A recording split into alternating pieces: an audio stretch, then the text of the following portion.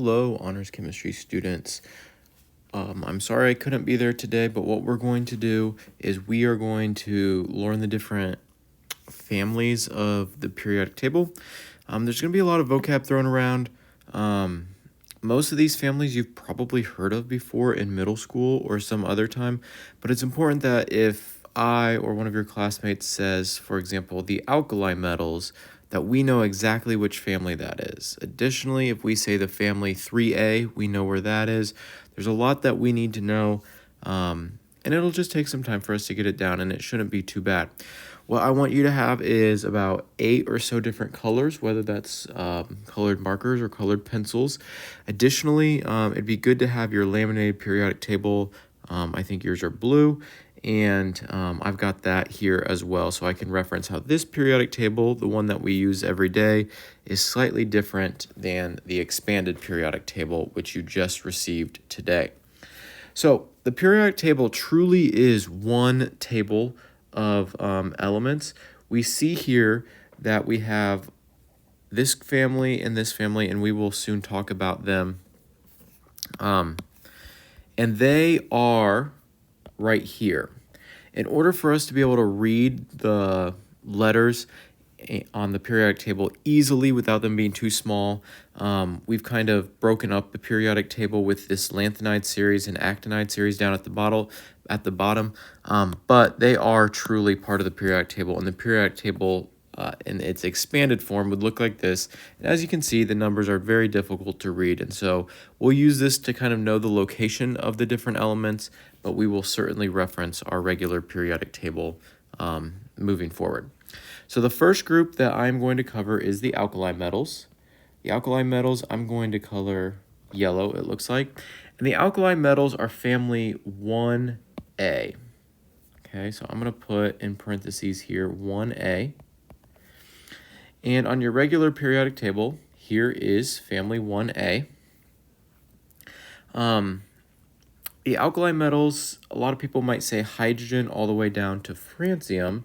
And instead of highlighting hydrogen, I'm going to highlight everything but hydrogen. So lithium, sodium, potassium, rubidium, and cesium, and then also francium. This is our alkali metals. They are family 1A, and they are all metals. We'll talk about what it means to be a metal. But hydrogen is excluded. Okay, so if you want, you can make a little note. This excludes hydrogen. Hydrogen is not a metal. Okay, hydrogen will always kind of be the odd one out with different families. Okay, let's get to family 2A, and it sounds very similar to the alkali metals, and this is going to be the alkaline earth metals. I'm going to make them orange. And the alkaline earth metals, kind of like how we did before, if alkali metals are family 1A, the alkaline earth metals are family 2A. So this is going to be beryllium and magnesium all the way down to radium. Okay, this is family 2A, our alkaline earth metals.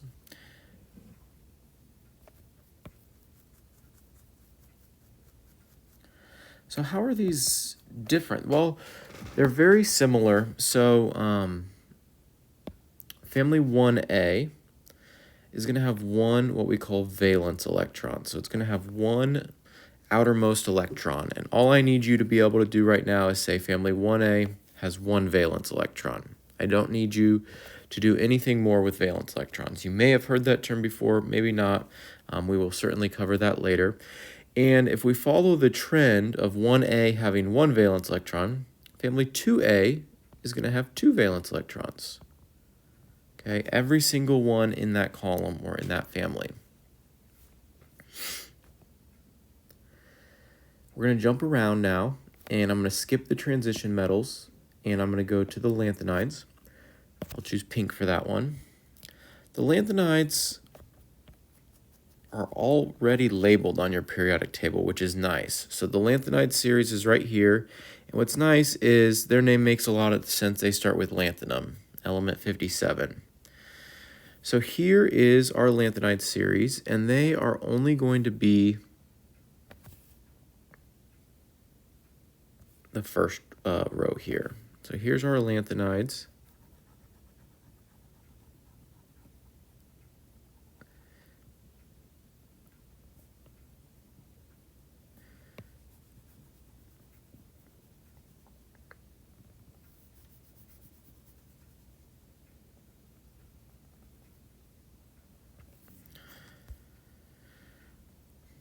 Okay, and what you'll start to notice is some of these names in the lanthanides: praseodymium, neodymium, promethium. There's a lot of them that maybe you haven't heard before, and I think that that's totally okay. A lot of these elements are called rare earth metals, meaning that they exist on Earth, but you know, not in large abundances. Okay, let's see what color we can do next. I might do dark green next. Similar to the lanthanum or lanthanides, I'm going to do the actinides. And again, you probably already saw, but the actinide series starts with actinium, and it is also one of our rare earth metals down here. So far in chemistry class, we've seen some of these elements before, most notably uranium. So I think I've told each of my classes that uranium is the last naturally occurring element, and it falls under the actinide series.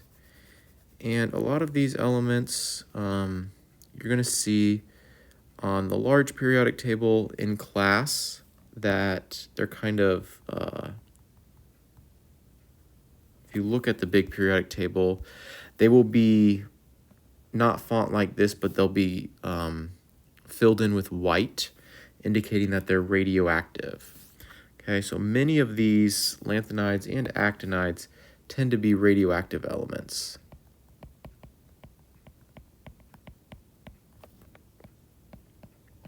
And what that means for us just right now is that they might exist, but they only exist for a set amount of time before they decay and turn into something else. And we'll have lots of lessons about radioactive decay. Okay, so we have 4 families filled in.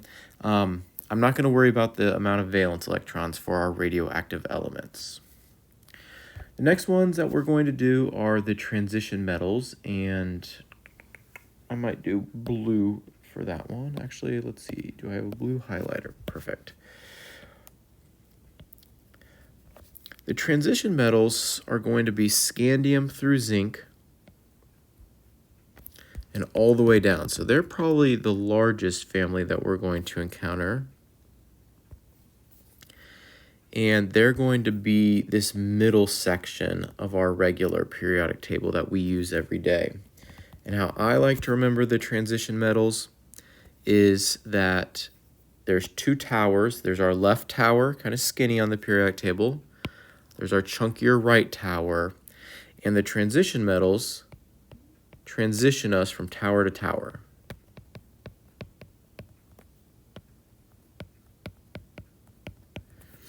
Okay, so now I'm going to color those ones in.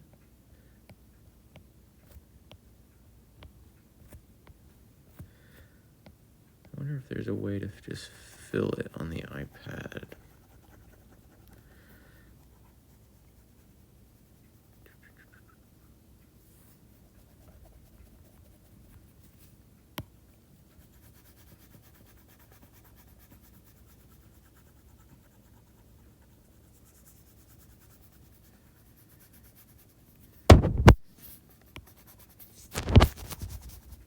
My coloring is certainly not the best, but you make this. Okay. Now, I'm going to write some notes that you're going to see on the skill set. I'm not worried about valence electrons yet. I'm mainly worried about valence electrons for our A families. So you notice the transition metals is B. We'll talk about what that means at a later time, but we're mainly worried about valence electrons for our A families as of right now. With our transition metals, they are metals. And what it means to be a metal is you may be heard with like, iron will rust. If you've ever seen the Statue of Liberty, it might be green to us, but 100 years ago, the Statue of Liberty was kind of orange in color because it is copper. And the word that we're looking for that metals kind of undergo is metals oxidize. And that means they lose electrons. Okay, and this is why we see different charges for our metals. Okay, let's see if I can erase a bunch here. Okay, perfect.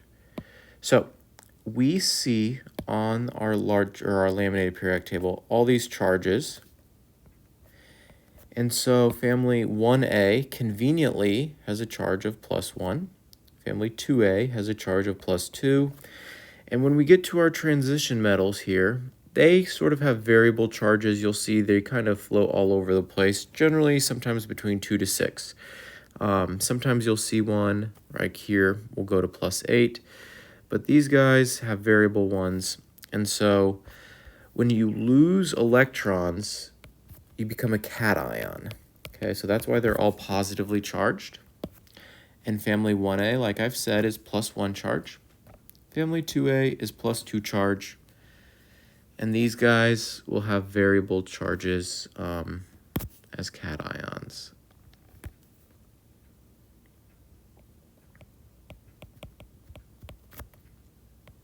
So I'm going to say various plus charges.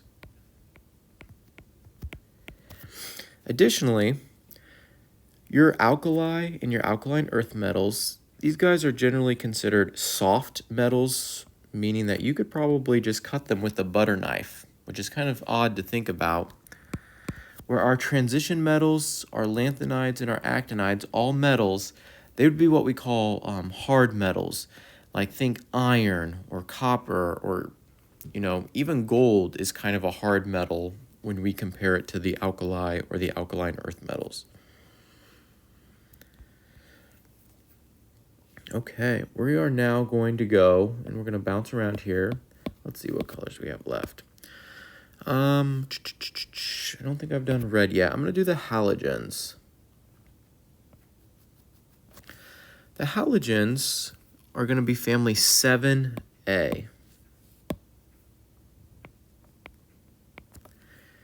And the halogens are fluorine all the way down. And some of these elements don't exist enough for us to really know what their exact properties are.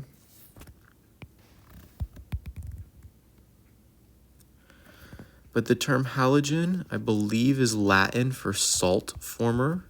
So if we think about table salt, which we've probably heard of before, that would be sodium chloride. And so if we think about the chlorine in table salt, it will typically form salts, and it'll do that with other metals, and we'll learn about that process. Additionally, if we look at our fluorines, chlorines, bromines, and we look at their charges, they all form -1 charges. So all these guys will form a charge of -1 or be an anion. So if I continue, there's metals, and we've learned about metals a little bit. Now there's nonmetals, and nonmetals are quite literally just the opposite of metals. So if metals become oxidized, nonmetals will be what we call reduced. Or reduce, I should say. They get reduced. And that just means that they gain electrons. And when we gain electrons, we call that being an anion.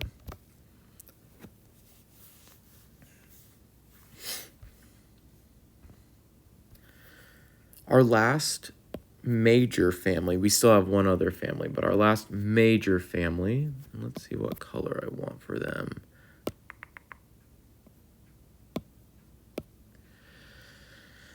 If we done purple? We'll do purple for our noble gases. We've talked about our noble gases in class.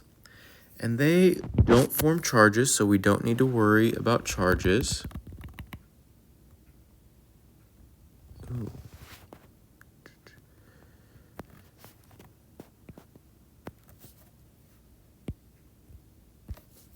Okay, and these are going to be, oops, I need to just redo that. That got a little messy for me. This is going to be helium, neon, argon, krypton, xenon, and radon. These guys are some of the last discovered elements. One of the reasons is that they don't form charges. So they're kind of unreactive. Sometimes we call that being inert. And they are family 8A. And they don't form a charge. They have a zero charge, so they don't really react.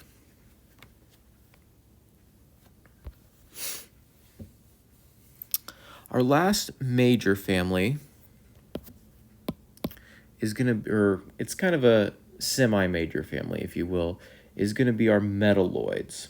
So you may notice on our laminated periodic table, we have what I'm going to refer to, and is commonly referred to as the stair step. Okay? This stair step, you'll notice, is going to separate metals and nonmetals. So let me show you some metals that you've probably heard of before. Let's erase some of this. So if I highlight here, if I said iron, nickel, cobalt, zinc, silver, gold, even mercury, even some weird elements that maybe you haven't heard of before, like tungsten. Even magnesium is a metal. Calcium, your bones are made up of metal, which is kind of an odd thing to think about. Everything to the left of this stair step is metals. So let's try to reproduce this stair step. Starts at boron, underneath boron. And let me do a different color. I might just do black.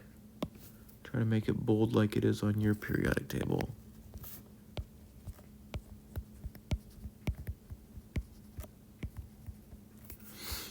And we have it going all the way